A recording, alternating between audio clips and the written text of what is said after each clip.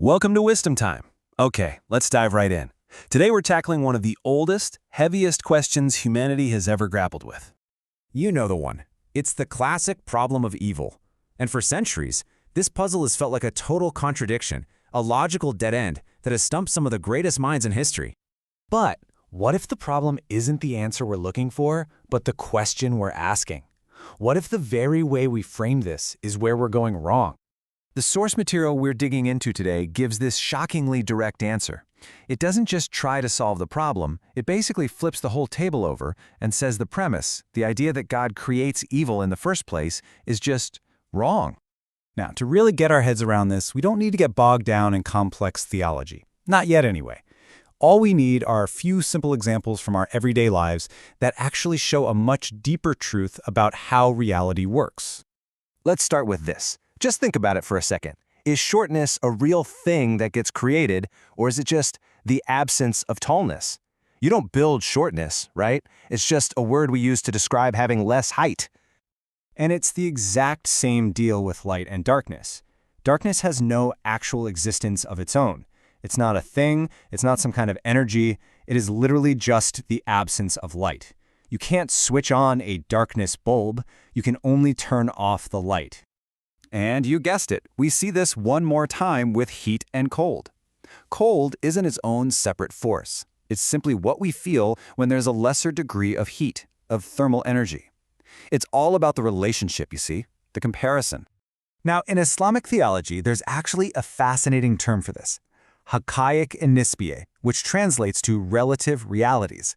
These are concepts just like shortness, darkness, and cold. They only exist because their opposite exists. They aren't things that are made from scratch. And this idea of relative realities leads us straight to a super important distinction that the source makes. It's the difference between two types of action, and honestly, understanding this changes everything. Okay, so the first term is ḥaqāiq.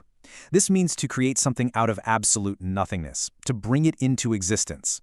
The second term is ijāl. This is more like taking something that already exists and assigning it a job or a function. This simple analogy with a stick makes the idea of ijāl perfectly clear. So, you start with a stick. That's the created thing. If you stick it in the ground, you make it a fence post. If you use it to help you walk, you make it a cane. See? You haven't created a brand new object. You've just given a new purpose to the thing that was already there.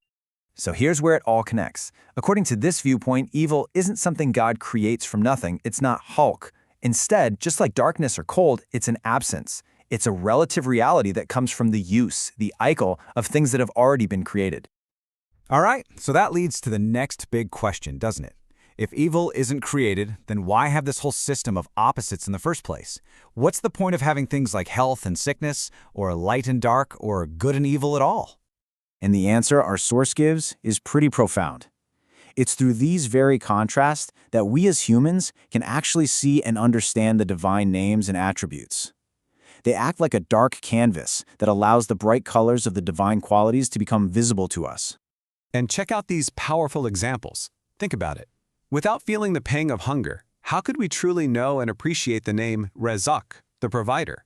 Without the reality of sickness, how would the name Shāfī, the healer, ever show itself? It's in the darkness of our need that we see the light of the merciful, Rahim, and in our moments of weakness that we recognize the helper, Mu'in. Fire is such a perfect example of this. God creates fire itself, the potential. That's ḥaqāiq. But then, a person can take that fire and make it into a tool for cooking a warm meal, which is a good use. Or, another person can make it into a weapon to burn down a house. The evil wasn't created in the fire. It came from the function, the choice, that a human assigned to it. So, when you pull the camera back and look at the big picture, what does this all mean? Well, this whole framework completely changes how we can look at everything that happens in our lives, the good and the bad. It leads to this beautiful idea that there are actually two kinds of beauty in the universe. The first is husnu bizat, things that are just beautiful on their own, right away. You know, like a breathtaking sunset or a simple act of kindness.